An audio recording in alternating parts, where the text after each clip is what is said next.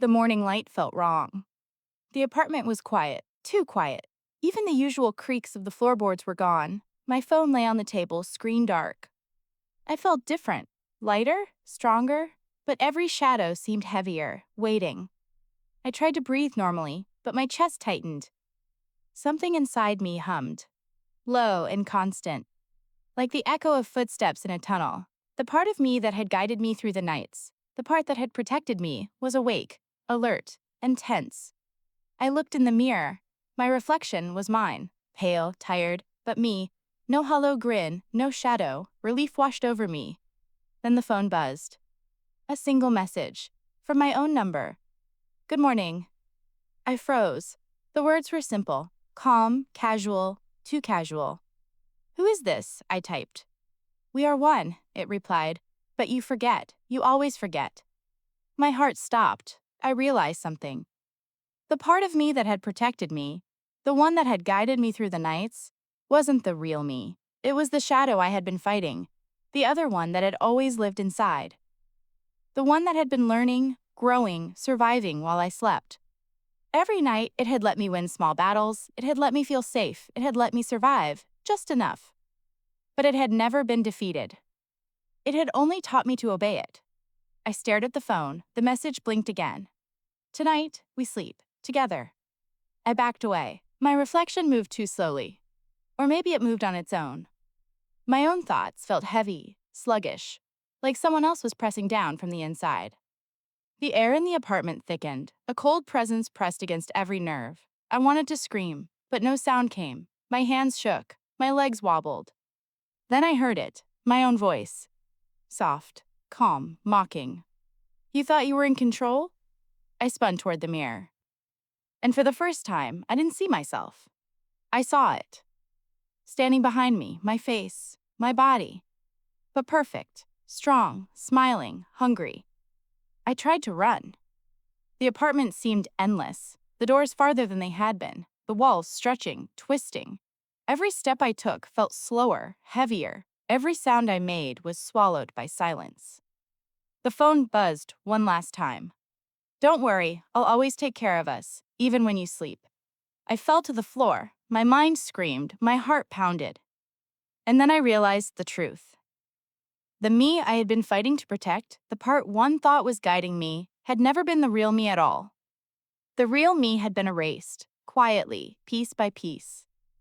I was still awake, still aware, but not in my own body. The shadow smiled in the mirror, fully me now, and whispered, Goodbye. I tried to scream, but the sound came from my own lips. The lips of something that wasn't me. And then, darkness. I could feel it before I saw it. The room grew colder, the air thickened, and a pressure settled over my chest that made it hard to breathe.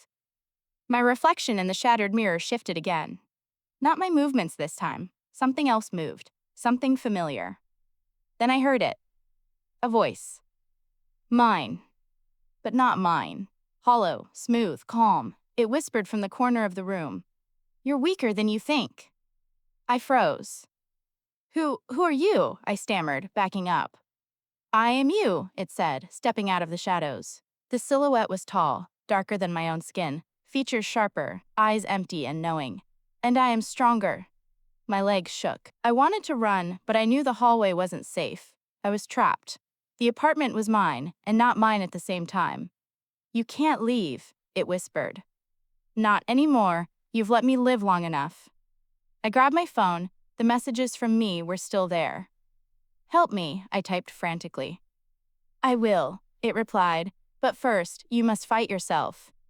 I clenched my fists. My reflection in the mirror mirrored the motion, but its grin widened, cruel and confident. The air pulsed around us. My heartbeat thudded violently. Then it lunged. Not physically, not yet. It didn't touch me. It invaded my mind, pushing, pressing, forcing memories to twist, confusing me. I saw flashes of all the nights I had forgotten. Waking in the kitchen, moving through the apartment with hollow eyes, watching myself on camera, feeling hands that weren't mine. Panic flooded me, but I forced my mind to hold firm. I am still here, I whispered to myself. I remember. It recoiled, just slightly. Then I shouted. I grabbed the fragments of my memory, the stolen control, the part of me that had always resisted, and I shoved it forward. The shadow screamed inside my head, a soundless shriek that rattled my skull. It surged, twisted, and tried to push me out, tried to erase me completely. I dug deeper. I felt the part of me that protected me, the one that had guided me through every night, every struggle. I let it take over, fully, and I became a single focus: survival, control, presence. The shadow faltered. Its grin faltered. I reached into the darkness inside me and pressed it back, folding it into the corners of my mind, isolating it. For a moment, silence. Then, a whisper, soft, almost pleading. "We are not done." I gasped, heart pounding, sweat soaking my shirt. The apartment felt impossibly large, impossibly empty, and impossibly close at the same time. I glanced at the mirror. My reflection stared back. For the first time, it was entirely me. No hollow grin, no shadow lurking behind, just me. And yet, somewhere deep inside, I could still feel it, coiled like a snake, waiting, patient, learning. The phone vibrated one last time that night. "Tonight you survived," it said. "But remember, I am always here." And in that instant, I realized the truth. The thing inside me, the shadow, the part that wanted to replace me, it was eternal. And I had only won this battle, not the war. I couldn't sleep that morning. I stayed in the bedroom, surrounded by broken glass and the splintered remains of the front door. The sunlight filtering through the blinds did nothing to calm me. Every shadow in the apartment looked alive, twisting, whispering my name. My phone buzzed. "Do you remember last time?" I froze. My fingers hovered over the screen. "Last time?" I typed. "What do you mean? Do you really think this is the first time?" A cold, heavy silence followed. My chest tightened. I remembered flashes from the past, nights I couldn't recall, hours that disappeared, dreams that felt more real than life, faces in mirrors that weren't mine, the hollow stare of someone else in my own body. I sank to the floor. "I don't understand," I whispered. "You don't have to," the message said.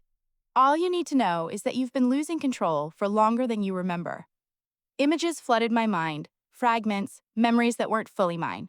Waking in the kitchen at 3:12, seeing the shadow behind me, the silent gestures captured on camera, messages that had been there but I had forgotten responding to. I had been fighting and losing again and again. "Then why am I still here?" I typed, voice shaking.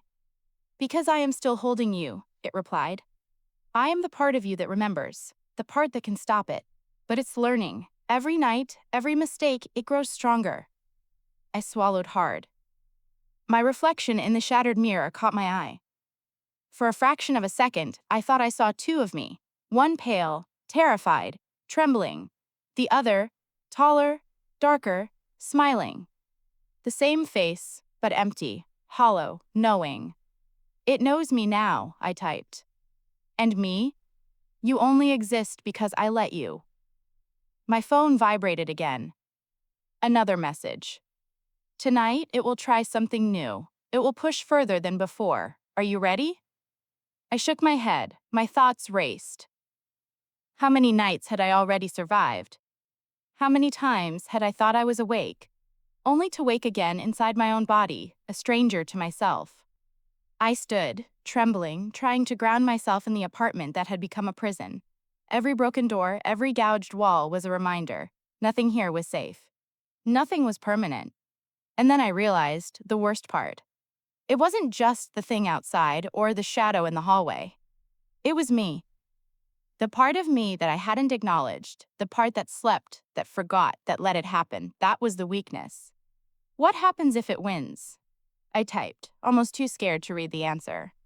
The screen remained blank for what felt like forever. Then you won't know you ever existed." A heavy silence filled the apartment. I pressed my back against the wall, heart pounding. The shattered mirror reflected 1,000 tiny versions of me, all staring, all waiting. And in the darkest corner of the bedroom, I swore I saw something move. Something familiar, something impossible, something that had always been inside me. The scream in the hallway didn't stop. It stretched, warped, twisted into something barely human. A sound that clawed its way under my skin and settled there, vibrating in my bones. I pressed my palms against my ears, but it only grew louder, closer, as if the walls themselves were screaming with it. Now, my phone vibrated. Let me in. My chest tightened. What? If you don't, it will. The handle of the bathroom door slammed violently. Once. Twice. The mirror shattered, thin cracks spiderwebbing across the glass. My reflection fractured into dozens of distorted faces, all staring back at me. You won't survive another night like this, the message continued. You're too tired, too scared, too human. A heavy blow hit the door. The lock groaned. I slid down to my knees, shaking, gasping for breath. How? I typed. How do I let you in? For several seconds, there was no reply. Then, stop fighting me. The words felt like surrender. The pounding outside grew frantic, wild. Close your eyes, the message ordered. Breathe, let go. I hesitated, only a second, then did as I was told. Darkness flooded my mind. The fear receded, as if someone had slowly turned down its volume. My muscles relaxed, my heartbeat slowed. And then I felt it. A shift. Like sliding sideways out of myself. Like sinking underwater while someone else rose to the surface. My thoughts blurred, fragmented, scattered like ash in the wind. Images flashed. Corridors, doors, shadows pressing against thin walls, a figure made of absence waiting patiently. Then, nothing. I came back to myself lying on the bathroom floor. The door stood open. The hallway lights were on. Silence filled the apartment. My phone lay beside my hand. A new message glowed on the screen. I handled it. My body felt wrong, heavy, bruised.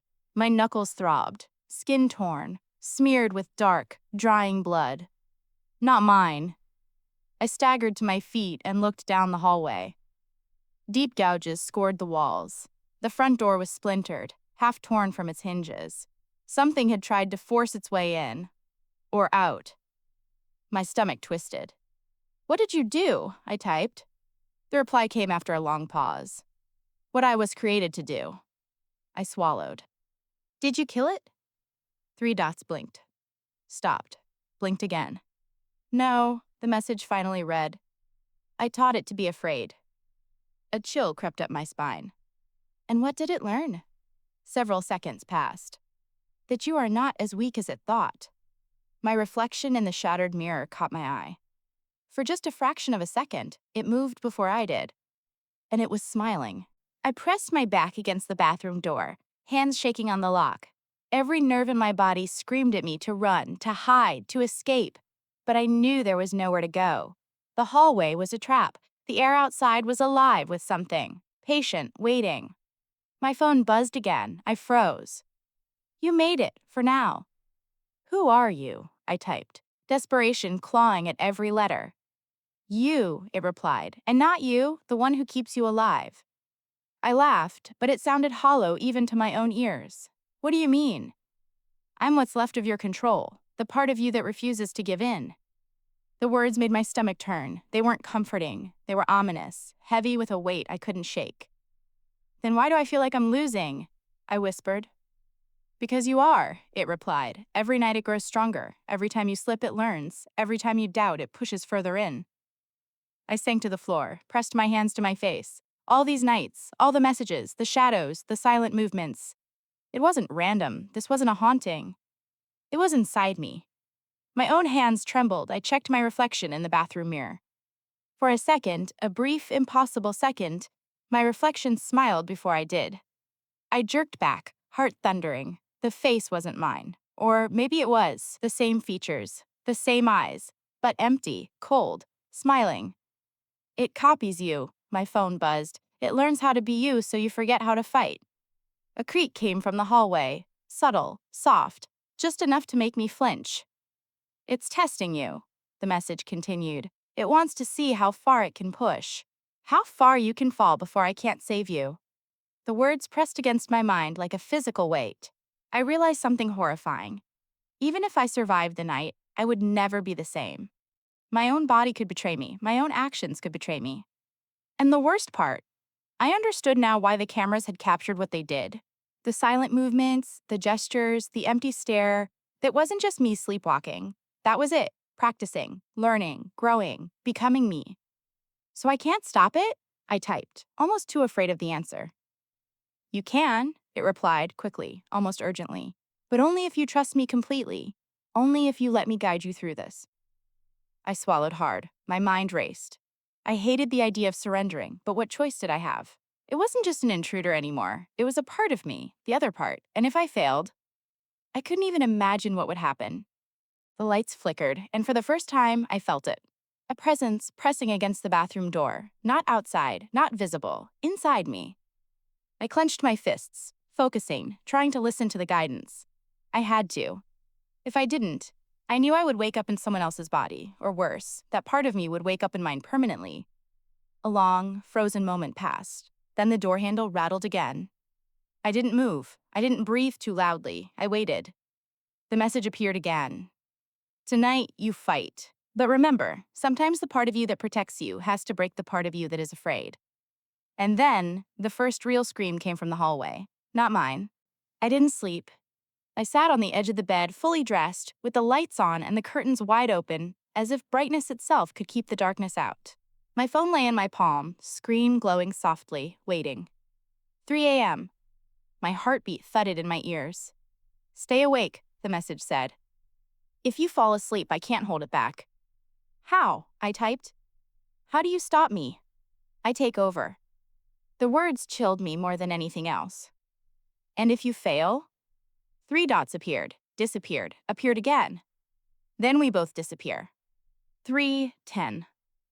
The air in the room thickened, pressing against my skin. A low hum filled my head, like distant machinery or deep breathing through walls. It's coming, the message warned. 3:11. My vision blurred, the room tilted. A heavy drowsiness flooded my limbs, sudden and overwhelming, as if someone had flipped a switch inside my brain. No, I whispered, digging my nails into my palm. Pain flared, sharp and grounding. 3:12. The world lurched. For a moment, I felt myself slipping, sinking inward, falling into a dark, echoing space where thoughts dissolved before I could finish them. Then I screamed. The sound ripped out of my throat, raw and broken. I bit my tongue until I tasted blood. I slammed my head back against the wall. Stay awake. Stay here. Something inside me howled in frustration. The door at the end of the hallway rattled. Not violently. Gently. Almost politely. A soft knock. Once. Twice. 3 times. Open, a voice whispered. It sounded like me. My phone buzzed. Don't answer. The knocking stopped. Silence stretched. Then the handle began to turn. Slowly. Millimeter by millimeter. Cold terror flooded my veins. I stared at the door, frozen, unable to move. You have to move, the message urged. Break the pattern. I forced my legs to stand, stumbled forward, and threw my weight against the door. The handle jerked violently, as if something on the other side had been caught off guard. A shrill, inhuman screech tore through the hallway. Not loud. Close. Too close. The door shuddered under a heavy impact. Once. Twice. Cracks spread through the wood like veins. Run to the bathroom, the phone commanded. Lock yourself in. I sprinted, heart exploding in my chest, and slammed the door shut behind me, twisting the lock just as something massive crashed against it. The mirror above the sink vibrated. In it, I saw my reflection, pale, shaking. And behind me, for a split second, a second face stared back, smiling. The creak behind me was slow, careful, deliberate. Every muscle in my body locked in place. I didn't dare to turn around. I stood there, staring at the photos, at the blurred silhouette looming behind my frozen face, while the sound of footsteps crept closer across the apartment floor. My phone vibrated in my hand. Don't move. The message came instantly. It reacts to fear. My throat tightened. Each breath felt too loud, too sharp, as if the air itself might betray me. What is it? I typed. The reply didn't come right away. The footsteps stopped, right behind me. Then, "It's what's left when you break." A faint, uneven exhale brushed the back of my neck. I felt it before I heard it. A presence. Not a body, not a shape. A pressure. Like something leaning into my personal space, testing how close it could get. My skin burned with the urge to run. Slowly, the message continued. "Go to the bedroom. Don't turn around." I obeyed. Each step felt like walking through water. The hallway stretched, distorted, too long. I focused on the soft glow of the bedroom light at the end, afraid that if I looked aside, I would see something I could never forget. I crossed the threshold and shut the door behind me. The moment the latch clicked, the pressure vanished. Silence crashed down. I slid to the floor, shaking. Minutes passed before my breathing slowed enough for me to think. My phone vibrated again. "You let it in 3 months ago." My chest tightened. "How?" "You were desperate." Fragments of memories stirred. Sleepless nights, panic attacks, the crushing sense of emptiness. Doctor visits. Pills that didn't work. Silence that felt louder than screams. "You wanted something to take the pain away." "I don't remember that," I wrote. "That's why I exist." My hands trembled. "You made a deal." The words seemed to press into the screen. "With who?" A pause. Long. Heavy. "With the thing that lives between thoughts." A chill crawled through me. "Every time you opened the door at 3:12, it crossed a little more into your life." The images of the photos burned in my mind, the shadow behind me, growing clearer, closer. "What does it want?" Several seconds passed. "To replace you." A hollow ringing filled my ears. "And me?" "I'm the lock." I stared at the final message, pulse roaring. Outside the bedroom, something scraped slowly along the door. Not knocking. Not scratching. Tracing its shape. Learning. I stared at the message for a long time. You weren't supposed to see that yet. My hands were shaking so badly I nearly dropped the phone. I refreshed the screen. The message was still there, sent at 6:18 a.m. No mistakes, no glitches. From my own number. I typed back. "Who are you?" 3 dots appeared almost instantly. "You already know." My stomach tightened. "Then say it." Several minutes passed. I sat on the edge of the bed, barely breathing, staring at the screen. Finally, a reply came. "I'm the one who keeps you alive." I felt a cold wave crawl up my spine. "From what?" I wrote. This time, the response took longer. "From yourself." I threw the phone onto the bed and stood up, pacing the room. My reflection in the mirror looked chujim, pale, hollow-eyed, unfamiliar. I didn't recognize the person staring back at me. That day, I called in sick and stayed home. I needed answers. I rewatched the recordings frame by frame, slowing them down, zooming in. The more I looked, the worse it became. My face moved differently. My posture changed. Even the way I walked wasn't mine. It was like watching a stranger wearing my body. That night, I didn't go to sleep. I drank coffee, paced, slapped my own face, did everything I could to stay awake. I kept the lights on in every room. The cameras were recording. My phone lay on the table, screen unlocked. Midnight passed. 1 a.m. 2. At 3:07, my vision blurred for just a second. I blinked. And suddenly, it was 3:29. 22 minutes were gone.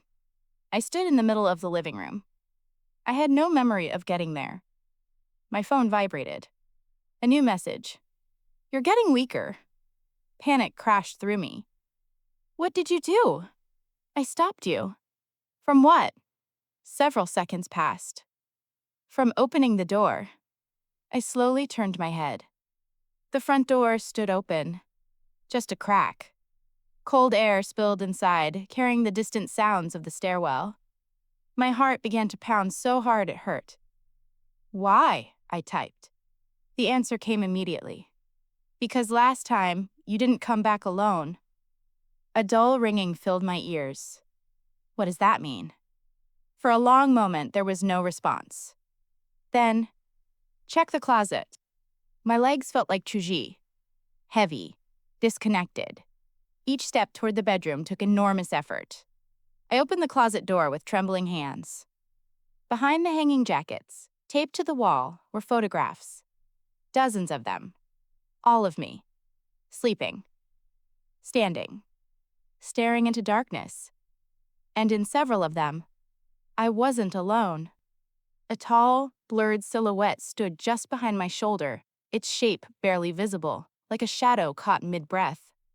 My phone buzzed again. He sees you now. The lights in the apartment flickered, and somewhere behind me the floor creaked. The next day, I bought 3 cameras. I installed the first one in the hallway, aimed directly at the front door. The second went into the kitchen. The third, in my bedroom facing the bed. I hesitated for a long time before placing that one there, but the feeling that something was happening at night was too strong to ignore. I tested every angle, connected the system to cloud storage, and left everything recording. That night, I barely slept. Every tiny sound felt like footsteps. Every breath seemed чужим не моим. I kept waking up in panic, staring into the darkness, trying to catch even the slightest movement. My heart wouldn't slow down. But the night passed quietly. No noises, no shadows, no strange feelings. In the morning, with trembling hands, I opened the recordings. At first, everything looked normal. The hallway camera showed nothing unusual. The kitchen was empty, the bedroom, me, sleeping restlessly, turning from side to side. I almost laughed in relief. Then I noticed a small spike in motion detection at 3:12 a.m. The exact same time I had woken up the night before. My throat tightened. I clicked the file. The bedroom camera showed me lying still, not moving, not breathing. At least, it didn't look like I was. For almost a full minute, nothing happened. Then my eyes opened. Slowly. But something was wrong. The gaze was empty, cold, focused. I sat up in bed with unnatural calm, turned my head, and looked straight into the camera. Directly at me. Then I stood. My movements were smooth, controlled. Too controlled. I walked out of the bedroom, leaving the door open behind me. The next clip was from the kitchen. I entered the frame and stood in the middle of the room, perfectly still, facing the wall. I stayed like that for almost 2 minutes, not moving at all. Then my lips began to move. No sound. Just silent words. I leaned closer to the screen, trying to read them. Finally, I understood. Don't look for me. Cold flooded my body. The hallway camera showed me returning 10 minutes later. I paused in front of the front door, slowly raised my hand, and pressed my palm against the peephole. As if someone was standing on the other side. As if I was listening. Then I went back to bed. At 3:41 a.m., I lay down, closed my eyes, and didn't move again until morning. I watched the footage 3 times. Every time, the same hollow stare. The same movements. The same чужі споки у власному тілі. That wasn't sleepwalking. That was someone else. My phone vibrated. A new notification. A text message. From my own number. You weren't supposed to see that yet. I live alone. At least, I always thought I did. So that evening, when I walked into my apartment and saw a dirty cup on the kitchen table, I felt something strange. Not fear. More like mild confusion. I didn't remember drinking tea or coffee before leaving. Besides, I almost always use a thermal mug. It was clean, standing exactly where I left it. I picked up the cup and smelled it, a sweet, cheap scent. Instant tea, maybe. I never drink that. I must have forgotten, I thought. It had been a long day. My head was buzzing. I washed the cup and went to bed. The next morning, I couldn't find my keys. I was running late for work, nervously tearing through the apartment. Jacket pockets, backpack, shelves, the shoe rack, nothing. I clearly remembered locking the door and dropping the keys into my pocket the night before. My heart started pounding faster. I was already about to call a locksmith when I noticed them. The keys were lying on the bedside table next to my bed, neatly placed beside my phone. I stood there, staring at them for several seconds, unable to move. I had not put them there, never. That evening, I came home earlier than usual. I wanted to check everything. All the doors were locked, windows closed, no signs of forced entry, no broken locks. I was just starting to calm down when I felt it again. Something was wrong. The air felt heavier, the silence too deep, as if someone had been here. I walked through every room, everything looked normal, but the anxiety wouldn't leave. It crawled under my skin, making it hard to breathe. That night, I woke up suddenly, as if someone had shoved me.